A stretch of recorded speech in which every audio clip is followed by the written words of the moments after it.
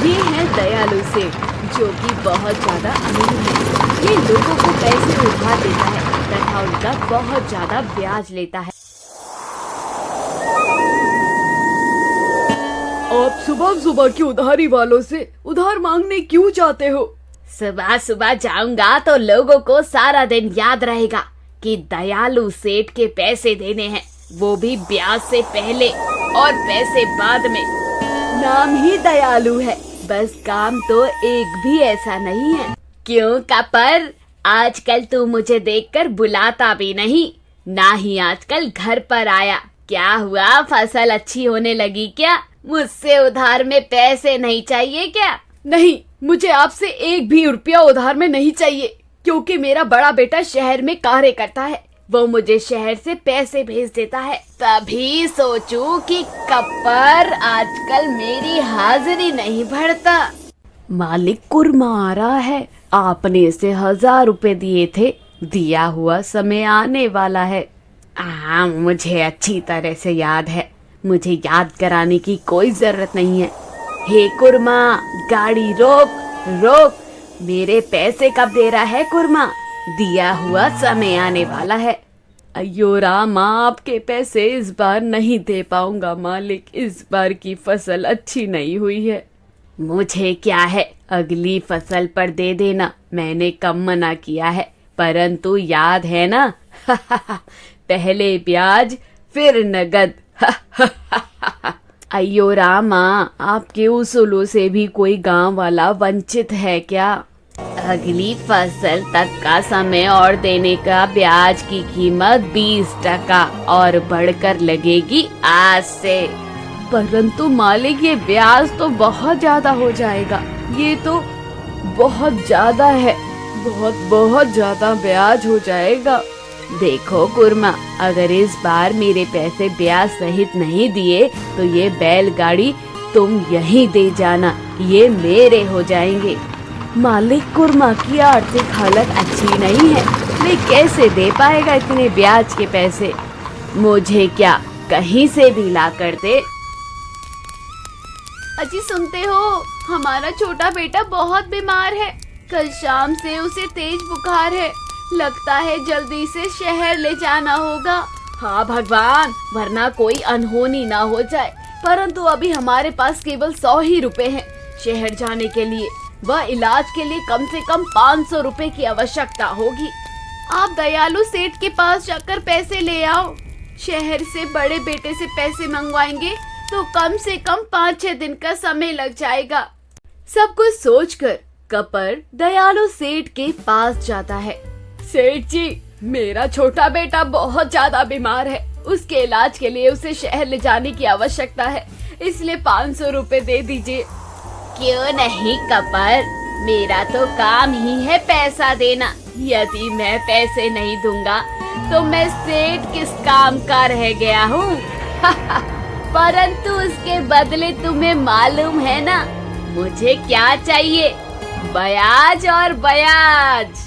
मुझे तो सिर्फ 5-6 दिन के लिए चाहिए, उसके बाद तो मैं आपको रुपए वापस दे दूंगा।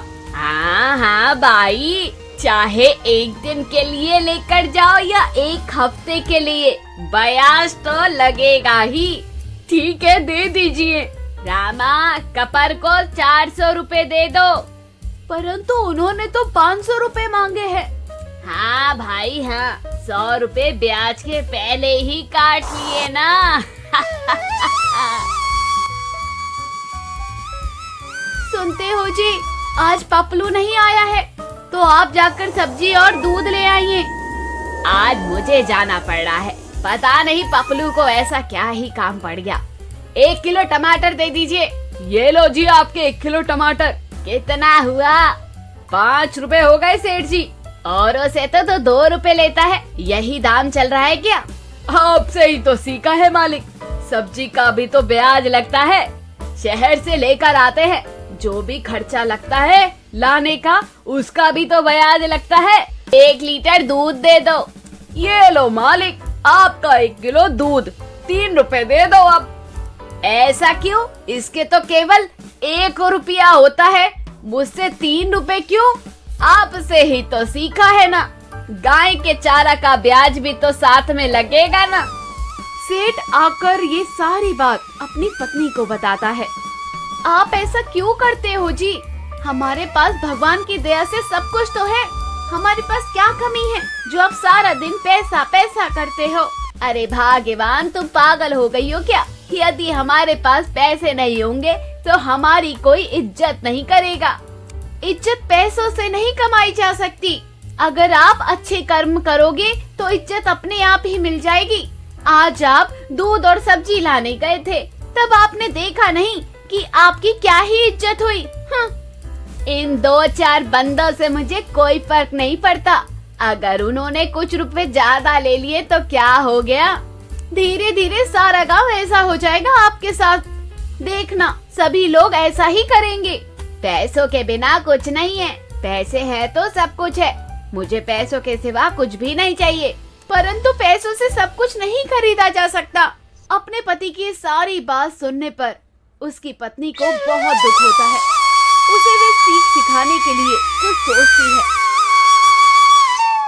सेठ को जब भूख लगती है तो उसकी पत्नी उसे रोटी के स्थान पर खाने के लिए पैसों से भरी प्लेट दे देती है और चाय की कप की जगह पैसे दे देती है।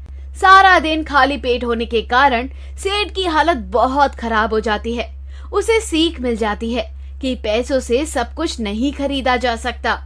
मुझे माफ कर दो भाग्यवान, मैं पैसों के लालच में अंधा हो गया था। मुझे आज मालूम हो गया कि पैसों से सब कुछ नहीं खरीदा जा सकता। अब मैं किसी से ज्यादा वसूली नहीं करूंगा और जरूरतमंद की सहायता ही करूंगा। शुक्र है मेरी ये तरकीब काम तो आ गई और आपको ये अच्छी सीख तो मिल गई। तो दोस्तों, कहानी यही खत्म हुई। कहानी की सीख हमें क्या सिखाती है? कहानी की सीख हमें यही सिखाती है कि लालच करना बुरी भला है। अगर आपके पास अथाह पैसा है तो आप गरीबों की मदद करो, उनसे दुआ लो, ना कि उनसे ब्याज लो, जैसे ये सेठ ने करा, जो कि बहुत गलत करा। अगर सेठ जैसे लोग दुनिया में बहुत हो जाएंगे तो उन गरीब लोगों का क्या होगा?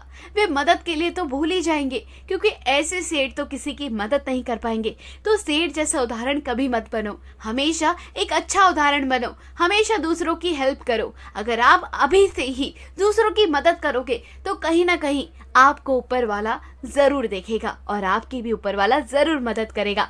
तो इसी के साथ वीडियो का यहीं करते हैं। अगर आपको ये कहानी पसंद आई तो कहानी को ज्यादा से ज्यादा शेयर करें और हमारे चैनल को सब्सक्राइब करें। धन्यवाद।